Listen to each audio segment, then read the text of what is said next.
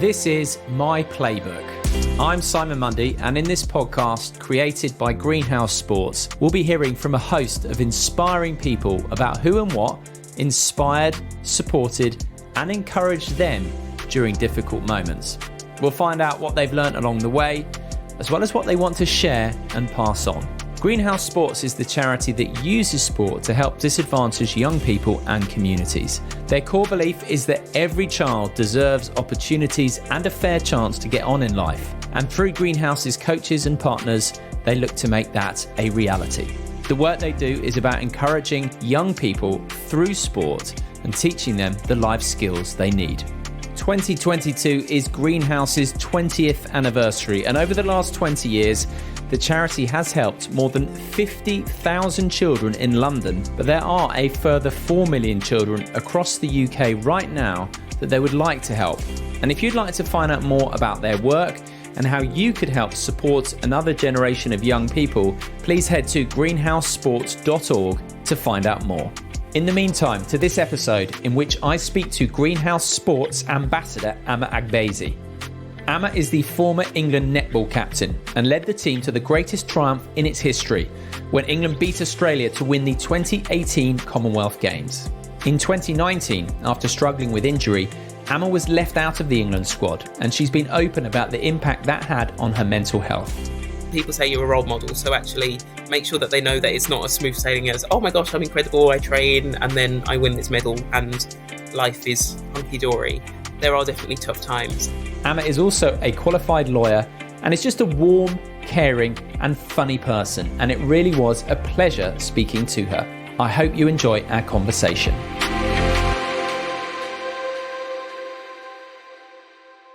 Hi, I'm Ama Agbeze, former England netball captain, won gold at the 2018 Commonwealth Games, Greenhouse Sports Ambassador and current board member of the Birmingham 2022 Commonwealth Games Organising Committee. Right, I'm going to start with a bit of a curveball straight from the off. How would you describe your personality? Wow. I think to people I know or people in my circle, loud, bubbly, can be outspoken, but actually I'm an introvert. I'm really shy. I'm happy to keep myself to myself. You are tremendously empathetic too. When you captained England, I've heard you talk about how you wanted everyone to really feel valued. Yeah, definitely. I think I just understand that a team or a group of people is made up of individuals. And if you want a good performance from people, understand those people, value them, nurture what it is to be them. But it wasn't just a means to an end, though, to win, though. I get the sense that that sort of empathetic side is true to who you are. Yeah, it definitely is. And I think a lot of people do things to tick boxes. I think in this day and age, we're very good at saying, oh, we need to do that. But it's only because we want to look good. But I guess believed in understanding individuals and helping them to get to where they wanted to be. And so obviously we had a collective aim that we wanted to achieve. But actually, those people are still people. And whether they're there at the end of us achieving or not achieving what it was we wanted to do, I hope that they are nurtured in their own personal lives to do what it is that they want to do or go forward in whatever things they end up doing, irrespective of the team and the team's end goal. I think the biggest thing is you don't know what people are going through. And so in that moment, if you even just speaking to people, I think we're very used as Brits to not speaking to people. And I always find people are sort of like a bit apprehensive about why are you engaging with me? But actually, I think it has such a massive impact. Like if people say, oh my gosh, I like your hair. Oh my gosh, they like my hair. They're acknowledging me and I get a little buzz out of it. And so actually, I think rather than just thinking things, just be open to saying things. And you don't know how that's going to impact upon someone's day or even their life. I think I've started understanding, probably just before I became the England captain, the implications of being a human in the world and also interacting with other people and how what I do or what the individual can do can impact other people from a learning and understanding of myself, which then led on to how I can impact those people around me. Do you tell this tip with the people you come across in Greenhouse? maybe with the staff or the coaches, but I think with the young people, a lot of them are in difficult places in their lives. And I don't think you should try and put the responsibility of others on top of what they're already going through. But sport is such a great leveler. You can be the richest person in the world. And actually, when you get on the sports field, it's completely irrelevant. I think that's probably the biggest thing to try and impart on people who access greenhouse services. And the biggest thing for me, I think, is the confidence, because in this day and age, we compare ourselves all the time.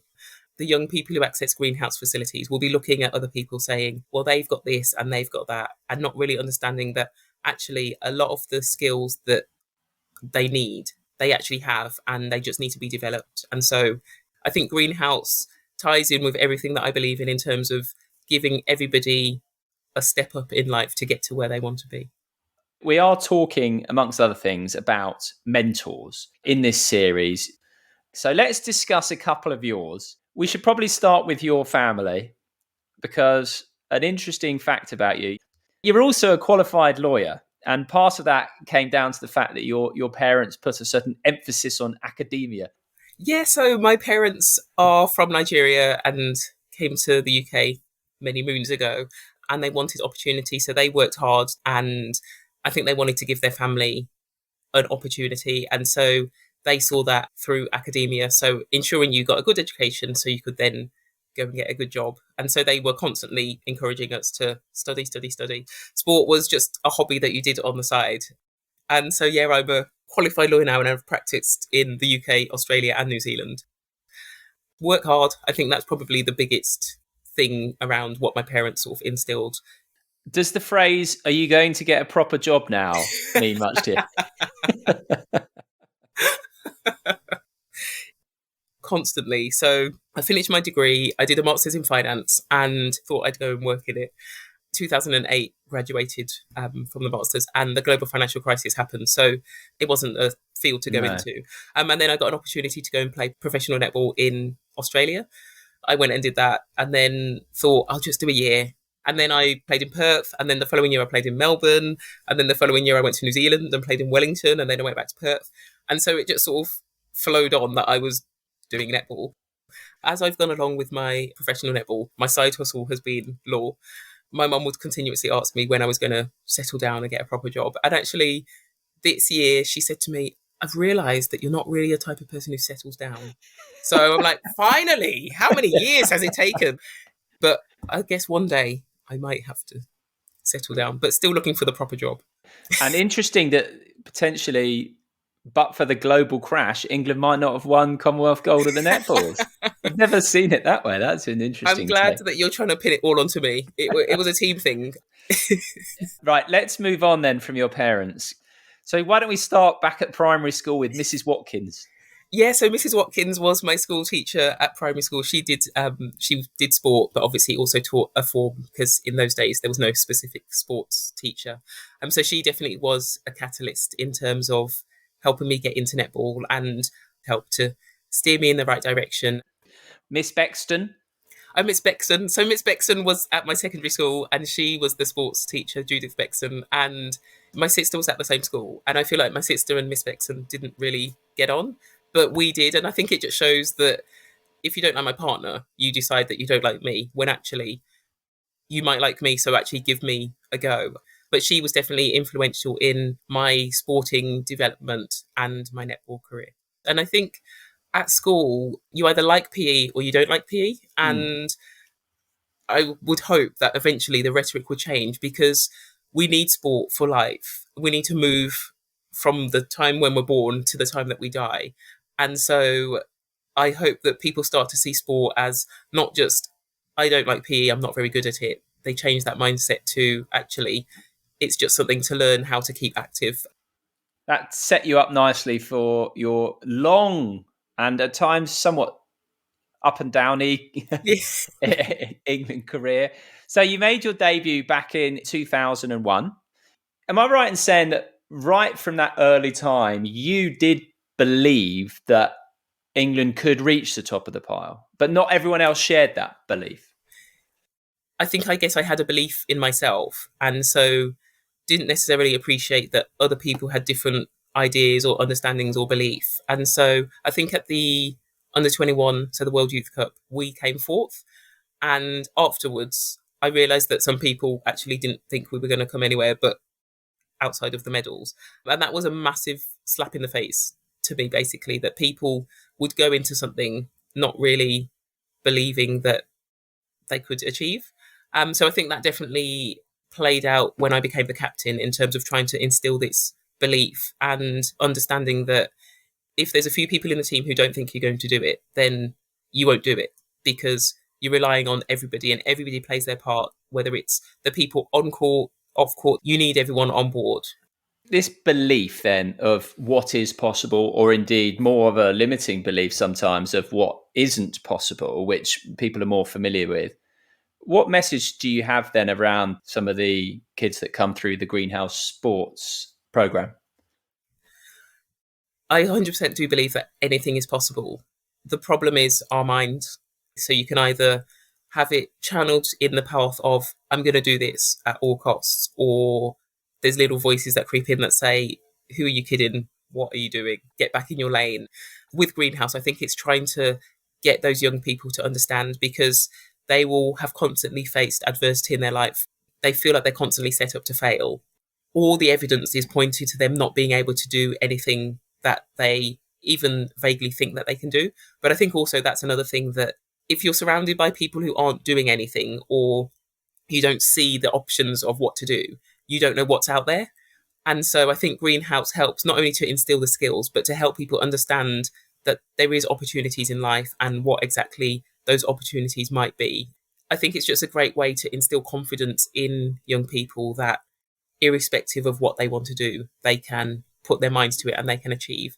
Just instilling confidence that you can be in the business world and use and channel what you've learned through sport into that. So I think that's what Greenhouse does for its young people.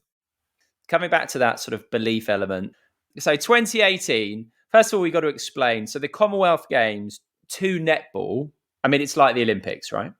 The Commonwealth Games is the only multi-sport event that netball is in. It's essentially the World Cup or equivalent of the Olympics. And you had the captain's armband. Now, up until that point, Australia and New Zealand, I believe, had been in every single Commonwealth final. It was the first time that anyone but one of those two countries had made it through. So we're in the semi-final, 6 goals down to Jamaica. I can feel I don't think I've got the energy for this. So it's not something you would have chosen. You wouldn't have started the game and go, right, here's the plan. Let's go 8-6 behind. However, it ended up being a blessing, didn't it? Because you trailed in the final as well. Exactly. So lessons learned and experience, and maybe the development that you have building back up. The same happens in life. So you might apply for a job, you don't get selected, you get feedback and understand why. And then that stands you in better stead next time you go for a job or in something different. And so I do think that being down in the semi-final definitely helped us. I think with that belief, again, sometimes if you haven't been through something, you don't necessarily understand that it's possible. To come back from 6 down and actually make the final, I think I've got goosebumps. I think it was just, I can't speak. I'm just like, I'm stretched from the going through like, oh my gosh, we're 6 down. But yeah, I think it helped us moving forward to the following day for the final. It certainly did, because you were trailing again in the final against Australia, and yet you come through 52-51 in the most dramatic fashion possible. After the nearly 2 decades at that point of your career, to actually scale the mountain, just that moment where it was like, oh my Lord, we've won and I'm captain. Just quickly, can you bring that back? It still hasn't fully sunk in. At the time, just disbelief, I think, is, so I didn't even think about me being the captain. I just thought, I actually can't believe it. Yeah, I feel like my blood is rushing out of my body right now. But just at the time, I think at the time, you're just so in the moment celebrating the fact that you won the game. So I think it's taken time to understand that, oh my gosh, we won the game, which meant that we won the Commonwealth Games. Obviously, it's not as simple as saying we're going to win and then we win. It took a long time, and a lot of people who'd played and retired and didn't get to achieve it, but they probably deservedly did, with the amount of effort and work that they put in. And so, yeah, it still surprises me that we won. I don't know what to say. I'm still in shock. Looking back then, what was more important? Was it winning gold, or was it the connections you made, the lessons you learned, the experiences you had? I think what winning gold does is validate it for people externally. There'll be athletes in all sports who have gone through their careers and never won a gold, silver, or bronze medal. And it doesn't necessarily mean that they didn't exist or their journey was invalid. They've still gone through what they've gone through. They've still learned what they have experienced, met people. And so the journey is probably more important, I think, than the medal. The medal just is that little star at the top of the Christmas tree. So you've won gold. You're the captain. Netball's had this huge shot in the arm in this country. But then obviously the next year, bit of a hammer blow for you. Is an understatement, actually. Let's be honest. It's like, how big is the hammer? So you'd been struggling with injury. You were not selected for the World Cup. It was clear that you didn't agree. You know, it's a subjective thing. And then you decided to commentate on the tournament, or you sort of tortured yourself through it. Yeah, I definitely didn't agree. I should have been there playing. And it was torture, I think, going through and commentating the team and just wanting to be part of it. And I think I'm still recovering, like, right now. The circumstances that happened meant that I wasn't involved very much. And I think that's probably what wounded me the most. I definitely struggle with that. And I think I'm still picking up the pieces, pulling my life back in order from there. And it's been 3 years. I guess these are the highs and lows of sport. I've read that you gave an interview, a journalist sort of asked you how you were, and you've spoken about being, on the one hand, quite shy, along with obviously being outspoken, and also somewhat private. And you just found yourself opening up and talking about the difficulties that you were having. Is that true, that you sort of surprised yourself in opening up? I remember that interview, a greenhouse interview, and I was going through a tough time then. I finished the interview, was really surprised that I'd shared what I had. And then I feel like the emphasis shifted from greenhouse and the amazing work that they do and was more on me. I was stressed for ages that I'd sort of wasted an opportunity to promote the charity. I get the sense that a bit of guilt or beating yourself up can be a bit of a thing for you. I feel a responsibility. I guess part of the athlete in me, in terms of I sometimes have a singular focus and I think this is what I'm going to do and I'm going to do it. So then I'll obviously constantly assess and establish if I've achieved the outcomes that I wanted to. And if I haven't, then it's kind of asking why. Sometimes there's external factors. So I can say, well, this happened and that happened. I can't control those. So I just have to get over them or learn to get over them.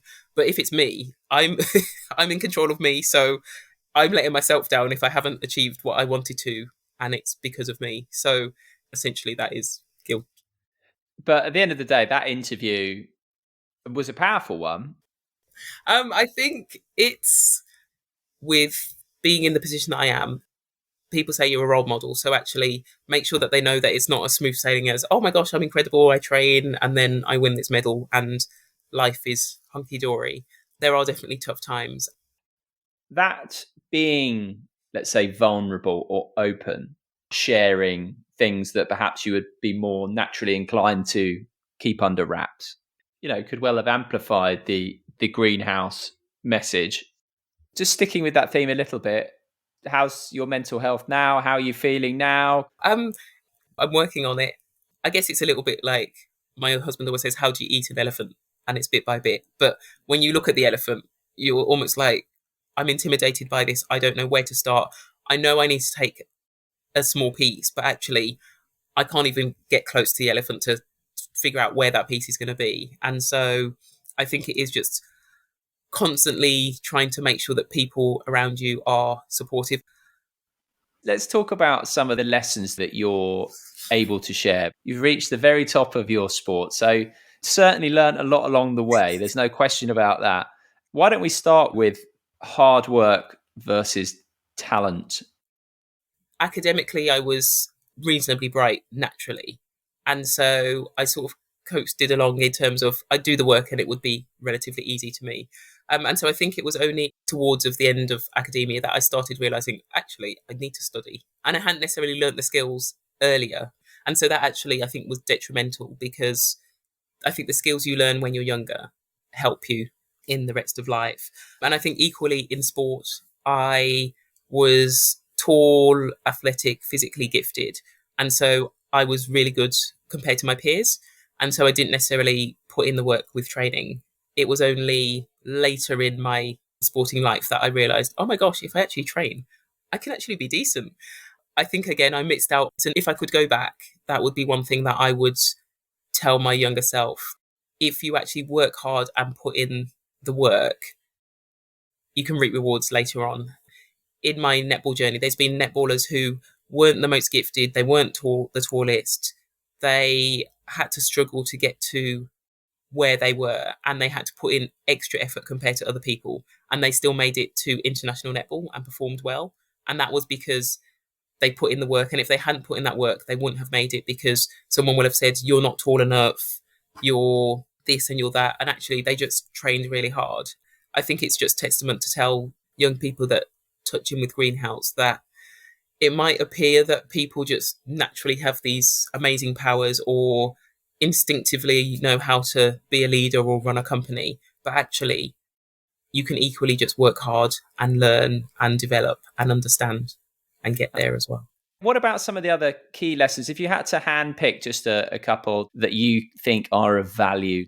Well, I think one of the lessons for me is time management. I used to always be late in everything outside of sport. I'm still always late. At one stage when I was doing my degree, I lived in Birmingham, went to uni in Leicester, trained for netball in Loughborough, and I think played county in Derbyshire. I feel like I lived in my car. Was always tired, barely had time for study. And it was about what I prioritised when, and sort of, I guess, not just time management, but focusing and being present in the moment. I might have had an assignment that was due in a couple of days, but I knew I couldn't miss netball training. And so not just going to netball training and thinking, okay, what am I going to do for my assignment and this and that and the other, just going to netball training and sort of trying to switch off my mind to everything outside of being in that session and what I could learn and how I could develop. And then as soon as that session finishes, now I can open up and understand what things I need to do, what responsibilities I have to my family, how I'm going to get from A to B to the next thing. And so managing time was definitely something that I had to do. Otherwise, I wouldn't have coped with all the demands that I had on my time. But then also that ability to focus. I could be physically present somewhere, but actually mentally be in a lot of other places. I think I learned the ability to make sure I was physically and mentally present when I needed to be. Great advice. Right. You've been working alongside Greenhouse Sports for a while. Are there any particular stories or people that you've met or, young participants who've really impacted you?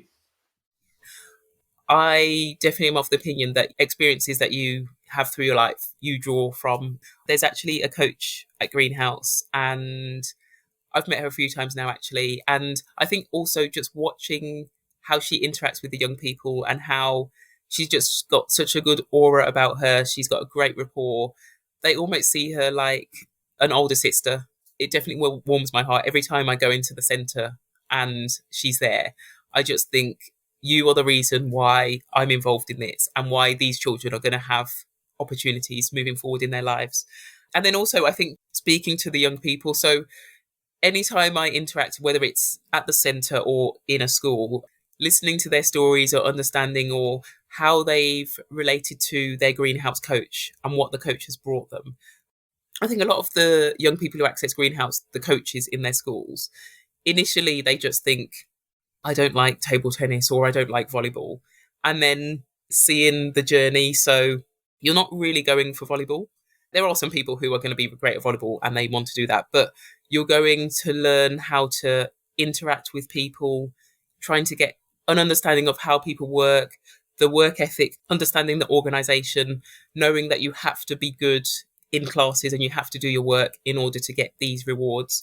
The understanding of the young people, and I think some adults don't necessarily understand how skills interrelate and how they can move from sport to other areas of life. And these young people understand that after a few months of being in the program. So for me, seeing that is great. And then I think I remember the last time I was at the centre.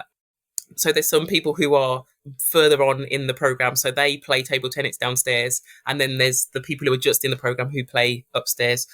If it was me, I'd be playing on the roof. That's how poor I am. That's not true. I've seen you play. You're good. I've seen you play. You're good.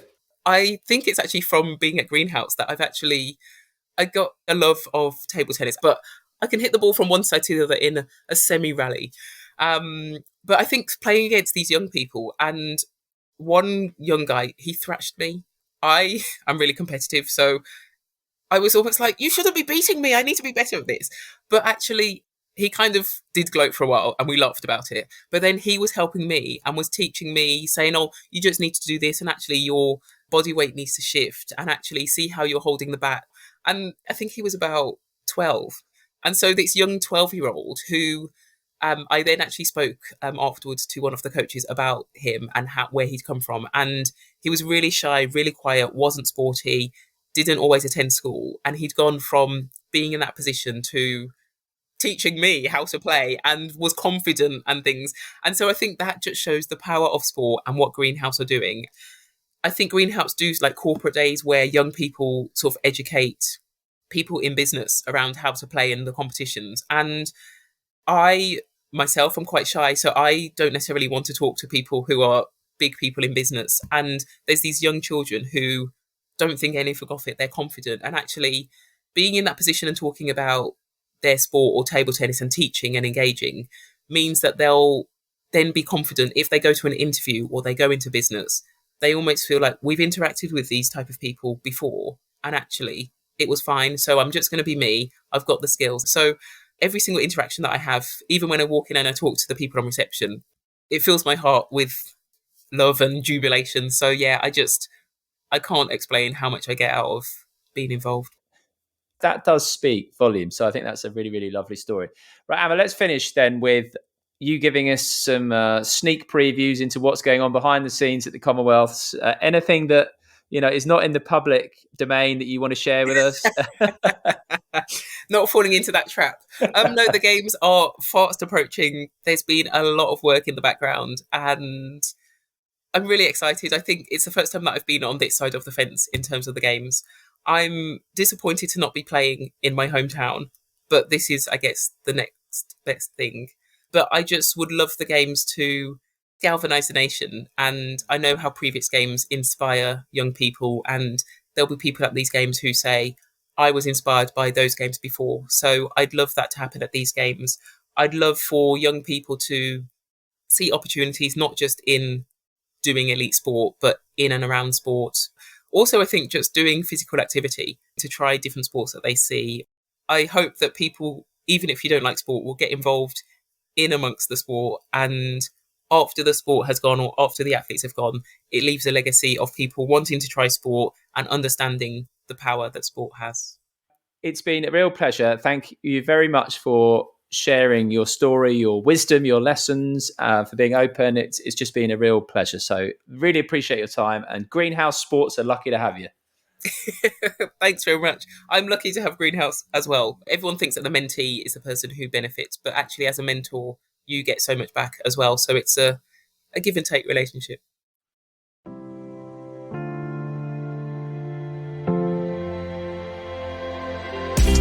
Thank you for listening to this episode of My Playbook with Ama Agbeze.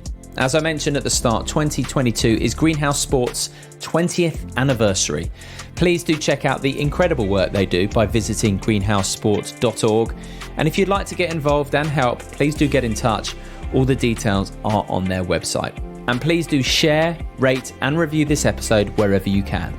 Thank you very much for listening. And until next time, goodbye.